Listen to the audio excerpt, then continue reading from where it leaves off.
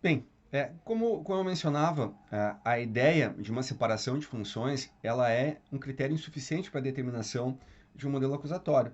Isso vem comprovado, por exemplo, pelo fato de que nas ordenações de Toulouse de 1670, que correspondem a um dos documentos inquisitórios mais visíveis, onde se pode destacar com certa facilidade como funcionava o modelo inquisitório, nós tínhamos claramente a separação entre órgão acusador e órgão julgador.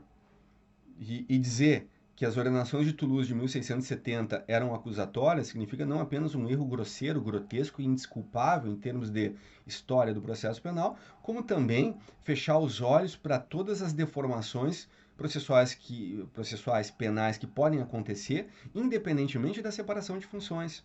Agora, evidente que essa introdução da separação de funções, ela assume no Brasil uma certa paternidade teórica que deve ser estabelecida e destacada por aqueles autores que trataram de explicar o nosso atual Código de Processo Penal como um código acusatório. Cito especificamente o Frederico Marx, né, que talvez nesse sentido inaugure a tradição processual penal da Escola de São Paulo, ao afirmar que o nosso Código de Processo Penal ele é um modelo acusatório, é um sistema acusatório. Isso não é apenas um grave erro histórico, é também uma certa tentativa de compatibilização de um código altamente infenso a qualquer perspectiva democrática com eventuais alterações do regime, né? Ao se dizer que um sistema acusatório, então, ele é compatível com qualquer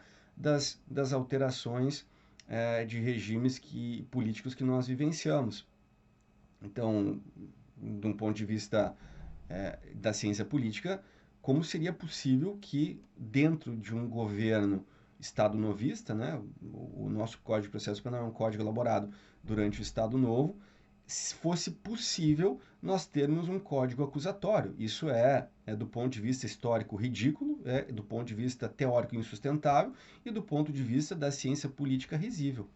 Então, essa tradição brasileira de que o que basta para um sistema acusatório é separação de funções, ela é uma teoria que tem como conotação projetiva a manutenção de uma estrutura inquisitória é, com o filtro de maquiar essa inquisitorialidade com pretensa acusatoriedade. É disso que se trata. Então, é bom se afastar de todos os autores que pensem que a separação de funções possa ser um critério seguro e factível em termos de demonstração do que é um sistema acusatório, até mesmo pelo fato de, como eu havia dito, há um episódio histórico irrefutável, que são as próprias ordenações de 1670, na qual nós tínhamos diferenciação de funções, ou ainda o próprio Código Fascista de 1930 italiano tinha a separação de funções entre Ministério Público e juiz. E a pergunta, bom, se o Ministério Público, então,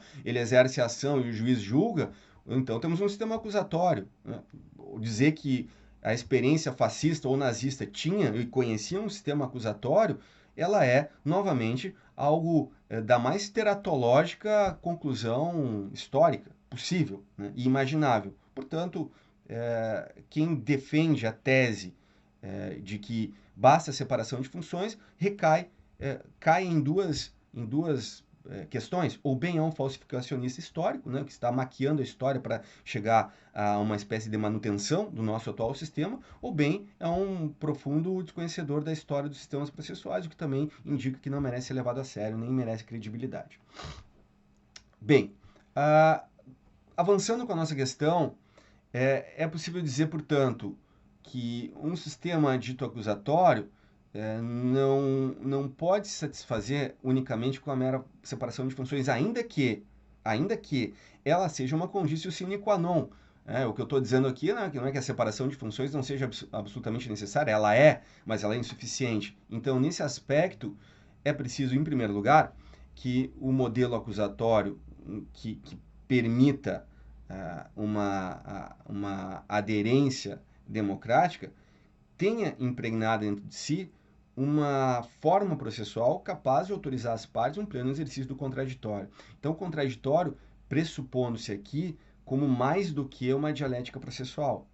Então, na minha opinião, contraditório não é princípio, contraditório é técnica de coleta probatória e também uma técnica de refinamento, de controle sobre a validade dos atos processuais. Então, me afasto muito, mas muito, em relação a qualquer teorização que possa entender se tratar de um princípio geral do direito ou um princípio geral do processo. Não, contraditório, em primeiro lugar, é uma técnica de coleta probatória, no qual a validade da prova está condicionada à submissão ao contraditório, ainda que o contraditório, nas chamadas provas pré-produzidas, ele assuma um controle da validade e não do debate e da extensão epistêmica do exame cruzado, né?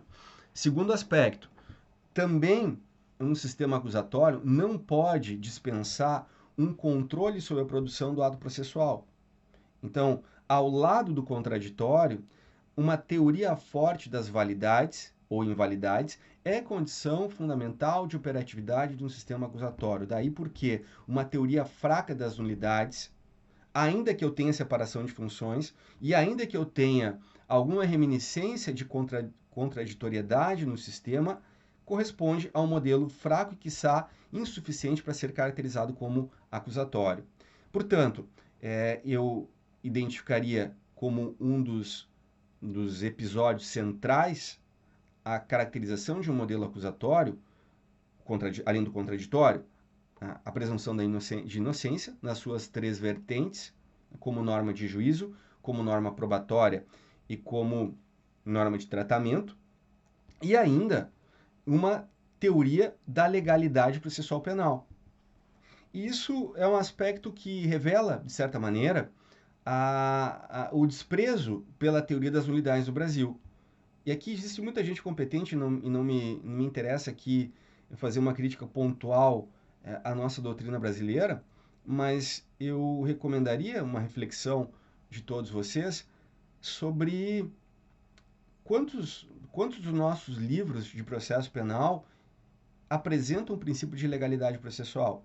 Apenas como ilustração, a maior parte dos manuais e da própria tradição da doutrina italiana vai apresentar a legalidade processual e sua forte relação com a teoria das unidades. Então, nós temos uma teoria muito fraca, para dizer quase que inexistente, em termos de construção de um princípio equivalente ao princípio da legalidade.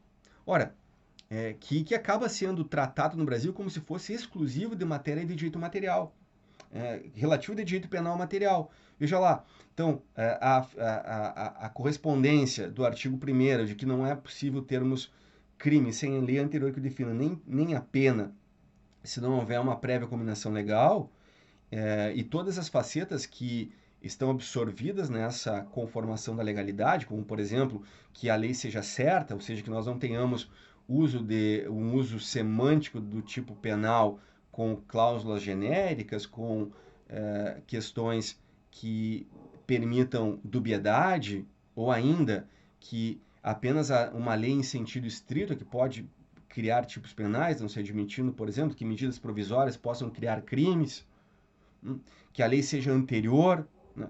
Tudo isso que está imiscuído na compreensão contemporânea do princípio de legalidade e direito material acaba sendo simplesmente, acaba recebendo um chá de sumiço, por assim dizer, acaba desaparecendo, se desvanecendo, ao ser transportada para o cenário da legalidade processual penal. Até mesmo pelo fato de que, se de um lado não há, né, nula pena sine lege, né, o correspondente no campo do direito processual penal é nula pena sine judicio.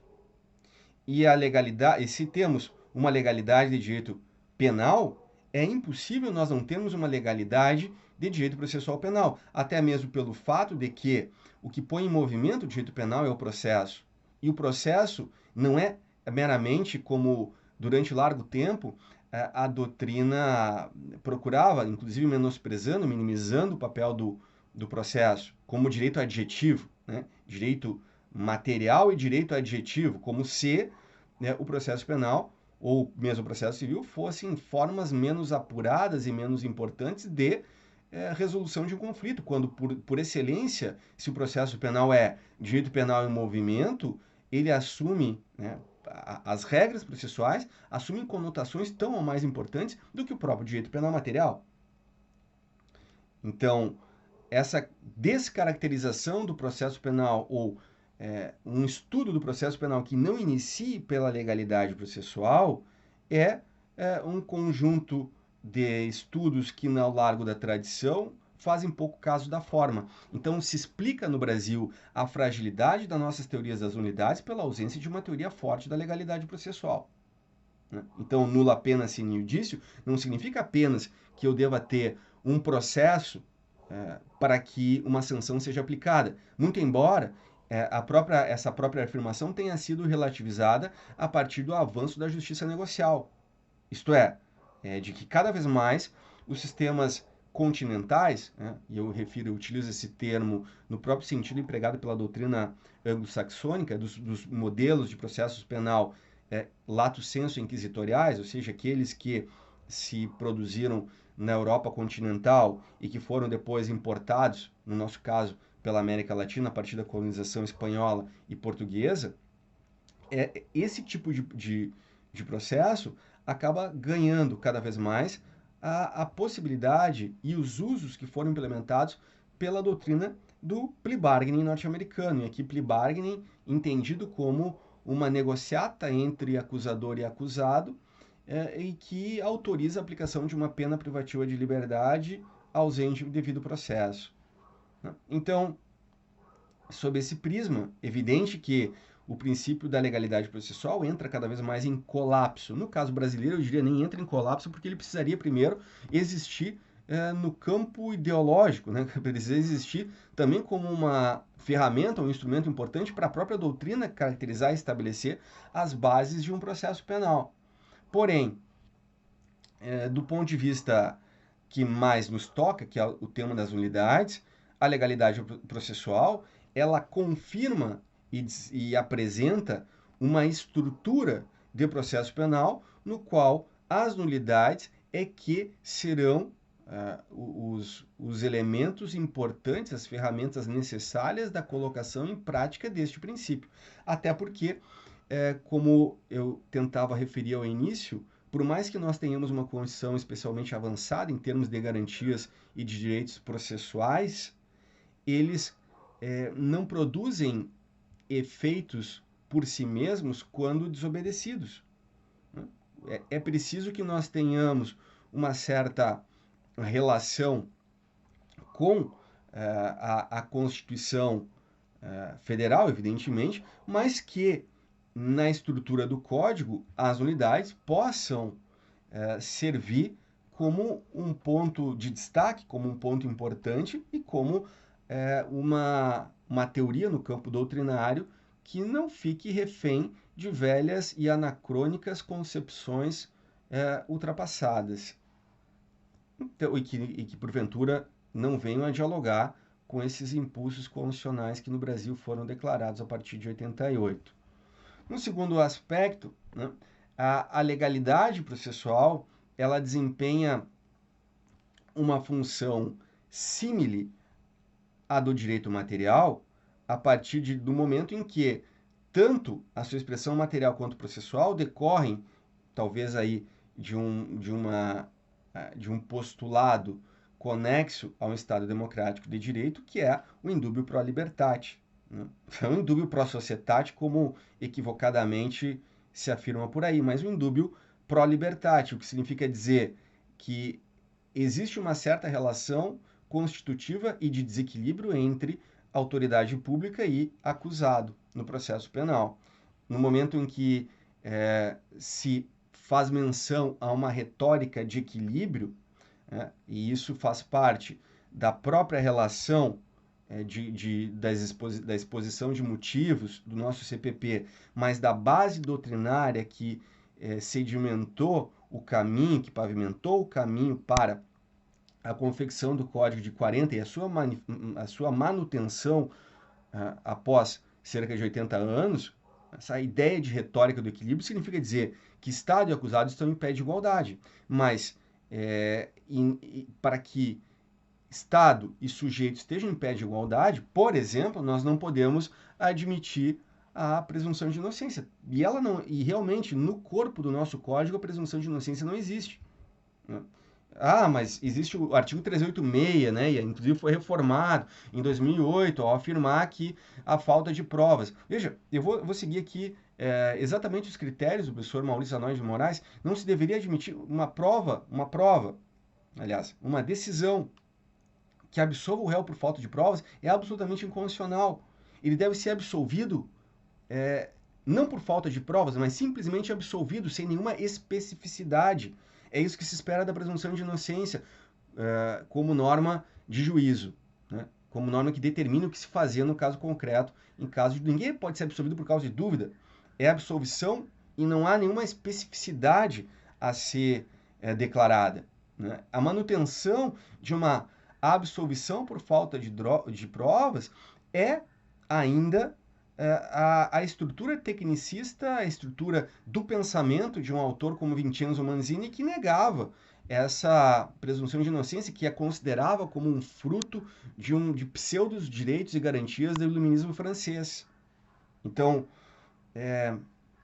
a estrutura de legalidade processual penal, ela tem ajustes que vão se dar num sentido de estruturação de todos os direitos e garantias, mas também é no plano operativo das unidades que ela se consolida. Então, repetindo, nós temos uma teoria fraca de nulidades e isso em conta é debitado à falta de aderência constitucional da nossa doutrina e da nossa jurisprudência, que sequer são capazes de fazer qualquer espécie de relação com o princípio de legalidade processual, e já num segundo momento, da relação que se estabelece entre forma e formalismo, de uma certa sinonímia, né, de considerar como sinônimos forma e formalismo. Essa também é uma retórica que aparece forte ao largo das nossas incursões científicas, das nossas experiências doutrinárias. Mas apenas para fechar o parênteses que eu abri sobre retórica do equilíbrio, essa retórica do equilíbrio, ao equiparar Estado e acusado, e sabendo que o Estado exerce uma certa superioridade em relação ao indivíduo por força da sua própria extensão, dos seus atores, né? Ela vai, ao fim, fragilizar a liberdade, né? E essa retórica do equilíbrio, hoje, né, é a que se equilibrar direitos e garantias. Não, o processo penal deve ser, ele é constituído para ser um direito desequilibrado. A presunção de inocência prova isso, né? A existência de um sistema de revisão criminal apenas para o acusado é prova disso. Ah, mas no direito comparado, mas basta se ler os fundamentos da teoria dos recursos e da apelação no sistema americano do júri para saber que a apelação é para o réu, somente para o réu, e apenas hipóteses excepcionais ligadas à invalidade do procedimento é o que autoriza o Ministério Público americano a recorrer de uma sentença absolutória, dada a explícita soberania do júri, enquanto aqui no Brasil nós temos, na maior parte dos casos, cassação de sentenças absolutórias elaboradas pelo Conselho de Sentenças sob o argumento de que a decisão dos jurados, ainda que pese elaborada sob os preceitos da íntima convicção, foi contrária à prova dos autos, sendo que nenhum juiz neste mundo seria capaz de conseguir adentrar a subjetividade do julgador e determinar como pensou o jurado, né, já que ele não fundamenta, já que ele não exterioriza a sua manifestação de vontade. Então, recurso, presunção de inocência são elementos fundamentais e que desestruturam o balanço do processo penal em favor do indivíduo. Por isso que o processo penal não é um direito de simetria, né? Não é um direito de equiparação de posições. Quem advoga a retórica do equilíbrio, e que era, dentre eles, Francisco Campos e toda o conjunto de sectos autoritários, ideólogos autoritários, infensos da democracia, hoje são repristinados pelo chamado garantismo penal integral. Esses são os Francisco Campos, os mentores de AI1, de atos institucionais contemporâneos, que vão falar em retórica. Não, é preciso equilibrar o processo penal. Equilíbrio do processo penal significa, primeiro, que temos que suprimir presunção de inocência. 2, que vamos ter que mexer nos recursos em favor do acusado. Mas vamos, quem sabe, alterar o plano da quantidade da prova, não é? Não há aqui espaço para esse tipo de postura, a não ser que essa impostura academicista, né, essa impostura desses defensores, vá, de alguma maneira, ser sedimentada em golpes institucionais, em certa expulsão dos princípios constitucionais, porque eles são excessivos, de uma lógica que se possa dizer minimamente democrática. Então, não há espaço no processo penal para simetrias. O réu tem favores, e tem favores pela sua posição ontológica no processo penal de inferioridade. É a posição de inferioridade. Veja, embora tenha sido revogada há bem pouco tempo, a Espanha até certo momento falava em pena de banco, né? O simples fato do réu ser acusado já correspondia a uma pena de caráter processual. Evidente que tem custos financeiros de ser réu, mas nem vou falar, existem custos sociais, psíquicos de sermos réus em processos criminais. Portanto, retórica do equilíbrio é mascarar as reais intenções de transformação de um processo penal. Colaboração premiada extraída de réus presos. Tem problema? Bom, é evidente, né, que existem problemas em torno da espontaneidade desse acordo, mas apenas para ilustrar esse aspecto, né, falarmos de uma extração de uma confissão pelo uso indevido de uma prisão preventiva equivale àquilo que o John Langman chama de a nova tortura contemporânea.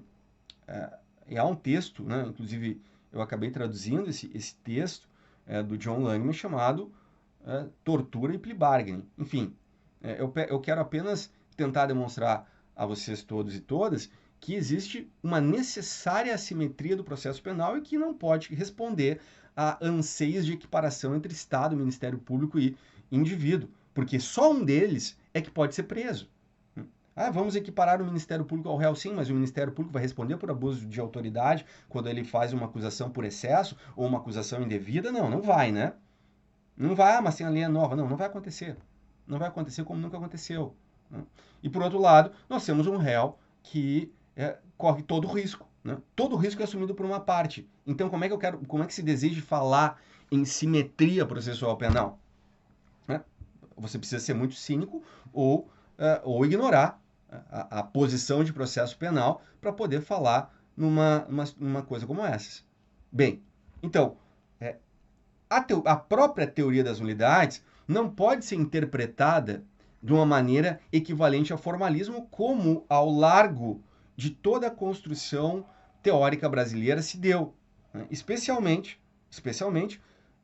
faço menção aqui a uma das responsabilidades que deve ser assumida ao longo da conformação da teoria de processo penal brasileiro, que é a noção usada de instrumentalidade do processo, como, em uma de suas facetas, a necessidade de desestabilizar a rigidez das formas processuais. Ou seja, em outras palavras, é basicamente expulsar a teoria das nulidades, expulsar as nulidades do processo penal. Ao expulsar as nulidades do processo penal, nós repristinamos a lógica inquisitória, autoritária, que vinha abraçada pelo Código Rocco italiano, apenas para fazer menção a esse modelo processual. Então, o objeto, as finalidades, uma teleologia desformalizadora e que vá colocar, portanto, o processo penal como algo que merece maior aceleração, que merece maior ritmo, argumentos em torno da morosidade, sabendo-se que ao largo da própria conformação da decisão humana é preciso tempo para poder decidir, portanto, o processo penal nasce para retardar a decisão até o momento em que o sujeito esteja apto a se refletir de uma maneira correta, adequada e profunda sobre o fato. Tudo isso caracteriza essa dinâmica de uma tentativa de redução das nulidades a um aspecto que fica em uma área marginal, em uma área desprovida de sentido, em que muitas vezes é apontada e atribuída pelos detratores da legalidade processual como mero formalismo. Identificar a teoria das nulidades como mero formalismo, como excesso de formalismo ou exagero de proteção do acusado, significa nada mais, nada menos do que repristinar a tal retórica do equilíbrio e exigir do processo penal que ele seja um caminho rápido e eficiente para a punição. Mas processo penal não é um instrumento meramente destinado à punição, ou não deve ser pensado como um instrumento destinado à punição, até mesmo pelo fato de que o processo penal ele tem a sua finalidade de evitar uma punição sumária. Se o processo penal, se as funções de processo penal se resumissem à mera função de punição, ele seria um mecanismo que não se justifica jamais. Bastaria que nós tivéssemos uma punição sumária imediata para que, então, a tal finalidade fosse obedecida. Mais do que isso, esperar do processo penal que ele realize funções de segurança pública é ainda, por assim dizer, alimentar as expectativas de um processo penal antidemocrático. Que o processo penal seja um instrumento de realização de funções policialescas, de funções policiais, né? Que o processo penal deva garantir a prevenção. Bom, aqui nós também nos encaminharíamos para uma discussão altamente importante e a qual eu não tenho tempo para poder destacar, apenas fazer uma breve menção, que é essa subjugação do processo penal a leis de eficiência e que foi desenhada especialmente a partir do pensamento do Gary Becker, né? O Gary Becker é um autor da Escola de Chicago, é um autor que foi responsável, foi prêmio Nobel de Economia, justamente por transpor para os mais diversos cenários da vida, para as mais diversas dimensões da vida, critérios econômicos. Então, desde filhos considerados como bens duráveis, né, que tem filho, tem geladeira, tem micro-ondas, né, a teoria do capital humano, que subordina todas essas relações, mas também ele escreve um artigo bastante relevante, tão relevante que o Foucault, em O Nascimento da Biopolítica, vai dedicar um bom espaço de tempo para enfrentar a teoria do capital humano e compreender, por exemplo, que nesse artigo chamado Crime and Punishment, né, Crime e Castigo, Becker vai sustentar que a fórmula da prevenção nada mais é do que a quantidade de pena aplicada multiplicada pelo grau de certeza da punição. Isso é por demais interessante, porque ao apresentar essa conformação economicista, né, e desvinculada de qualquer tradição inquisitória, pelo menos em sentido formal, né, no seu sentido expresso, que assume a posição do Becker, levando a sério essa fórmula, né, da prevenção, nós vamos utilizar o processo penal para maximização de condenações. Então, também é possível nós utilizarmos fórmulas a priori fora do cenário da tradição inquisitória ou mais autoritária, no sentido de que tem que acabar com a criminalidade, ou mesmo que o objetivo do processo penal é a ordem pública, nós utilizamos critérios econômicos que vão fazer, às vezes, do discurso autoritário, porém revestidos por uma aura científica que nos hoje é dada pela economia ou pelo pensamento economicista aplicado a diversos campos, né? E hoje, talvez, grande parte do autoritarismo processual penal venha revestido por fórmulas econômicas, especialmente capitaneadas pelo movimento chamado Law and Economics, né? Que vem da Escola de Chicago, né? Vem da interface de diálogos entre escola de direito e escola de economia, a ponto de o próprio Gary Becker ser citado na exposição de motivos que conforma as chamadas 10 medidas contra a corrupção. Eu queria só encerrar mais esse bloco dizendo que as 10 medidas contra a corrupção, elas poderiam ser lidas como o fim de um processo penal, né? O fim do processo penal, o fim de um processo penal democrático. O que se está estabelecendo ali são propostas que não foram sonhadas nem pelo mais autoritário dos ideólogos que funcionaram a serviço dos regimes autoritários do século XX.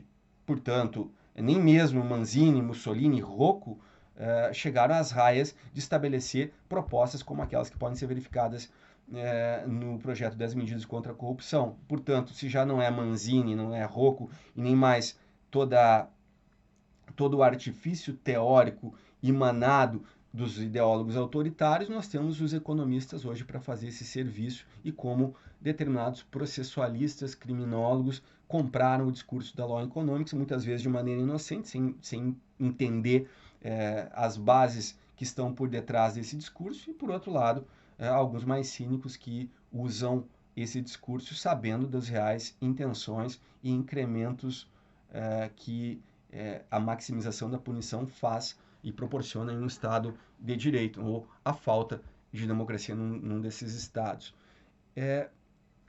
Então, agora vamos nos deter um pouco mais na teoria das unidades. Eu creio que essa é uma explicação introdutória em termos de política das formas processuais que eu não poderia deixar de realizar e não poderia deixar de demonstrar como eu penso o processo penal e as formas processuais, o lugar que elas devem ocupar no cenário processual penal brasileiro.